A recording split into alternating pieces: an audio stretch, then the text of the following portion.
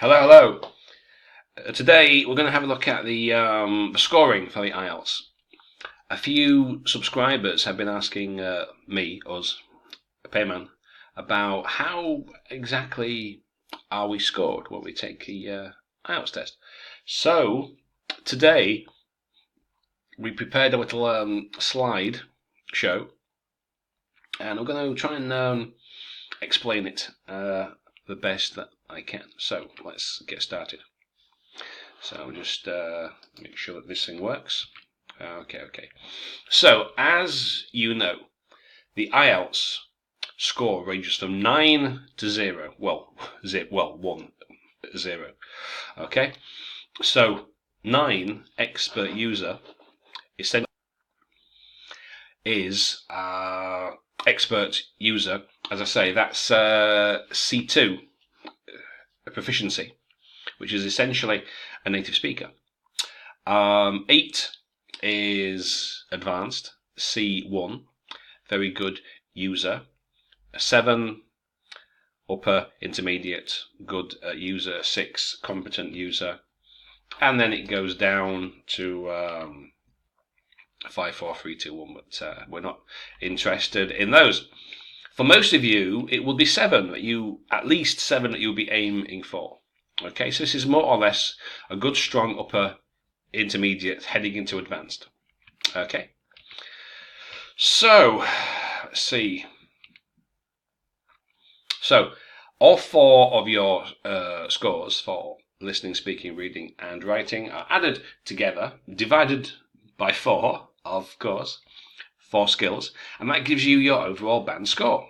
Okay, pretty straightforward. So for example, if you get 7, listening, speaking, reading, writing, obviously divided by 4, it's 7. So yeah, that's pretty good. Now we'll just have a look at a couple other ones here. So if you get 6, divided by 4, 6.5. Listening, 6, 6.25. However, usually if it's 0.25, it's rounded up to 6.5. So that's good. If you've got 6, 6.75, usually, again, rounded up to a 7. Excellent. And if you've got 8, 7.5, that's 6.5, there's obviously variations and combinations. You get 7.37, which is rounded up to 7.5. And again, 7.5, 7.56, 6.5.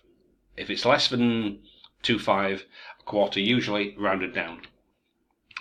So let's take a look at the test section by section. Now, you should be aware of this anyway. The listening test has 40 questions. Each question 1 mark. Maximum raw score you could achieve is 40. And they give you a band score from 1 to 9 based on that score. So for most of you need to be, at least 30 questions correct, because that's going to be 7+. Okay, so that's what you're aiming for, really. So 30 out of 40, that's like 3/4. That's not bad, So 30 and above, that's what you need to be aiming for. Reading test, basically the same. 40 questions, 1 mark each. For the maximum score, 1 to 9. And it's pretty similar. It's a little bit less here, for the reading. But still, you need to be 30+, 34 up, and that will get you 7.5. Okay. So here we can see the scoring for the academic. Okay, now, what about speaking? Well, you should know this, but you've got 4 criteria. Pronunciation, grammar, vocab, fluency, coherence. So each of these are weighted equally. Now, I've mentioned this before to a couple of students and possibly on some of my other videos too. Half of your score is basically what you say, vocab and grammar. And the other half, pronunciation, fluency and coherence, is how you say it. The pronunciation covers things such as, it doesn't cover accent, by the way. That's only important if your accent makes you unintelligible. But the pronunciation, it includes use of intonation, oh yeah, or that rising tone, that falling tone. Do you put the correct stress on the syllable, on the word, etc.? Okay. Fluency, coherence, the ability to avoid umming and ahhing. I mean, I know lots of natives, this is what we do, ooh, e. But for this particular test, you have to try and cut those down. It's also avoiding repetition, pausing, and hesitancy, I should say. And the coherence part, does what you say make sense? Is it joined up? Are you using linking phrases? Well, anyway, and so, do you use those to connect your sentences?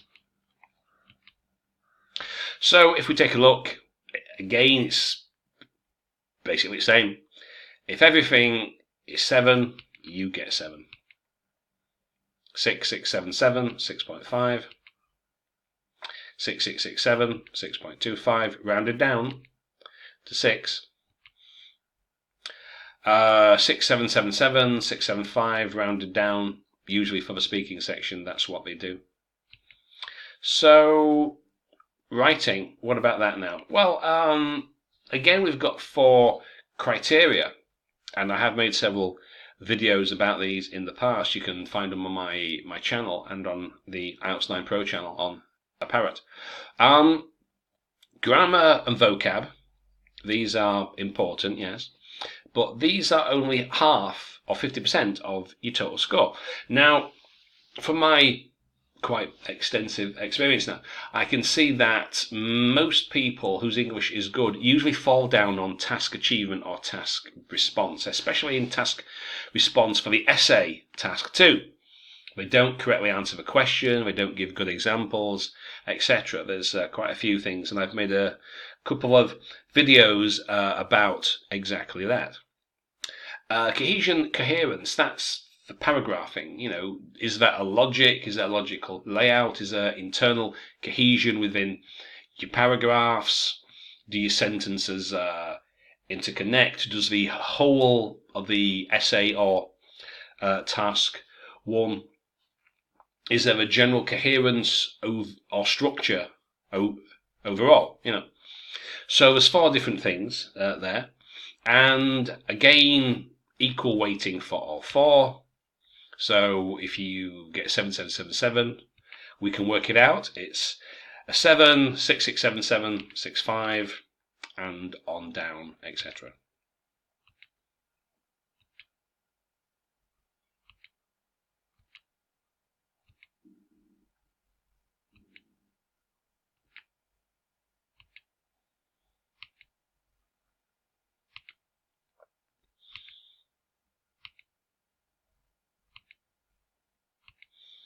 Okay, so you can see the difference between the scoring there. Okay, so that's pretty straightforward. So how they calculate your writing score.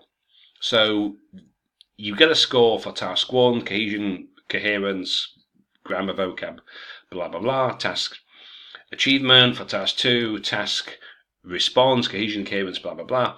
They calculate that. Add the 2 of them up, 6 plus 12, 18. 18 divided by 3 equals 6. So it's not that complicated really, but of course, divided by 3 because task 2 is worth twice the number of marks than task 1.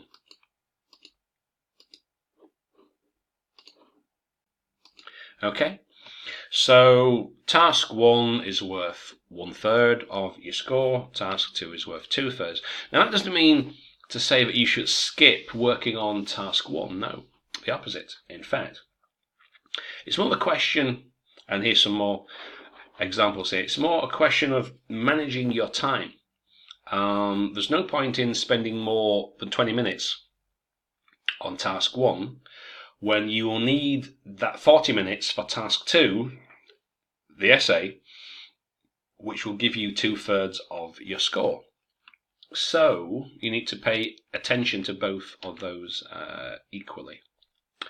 But again, as I say, it's more the question of managing your time rather than anything else. So here is some more examples of what your score might be. I'm not going to read every one of these out, just to give you some idea. Okay, so here's just a couple of general points. If your overall band score ends with 2.5, usually it's rounded up. If it ends with 0.75, usually they round it up.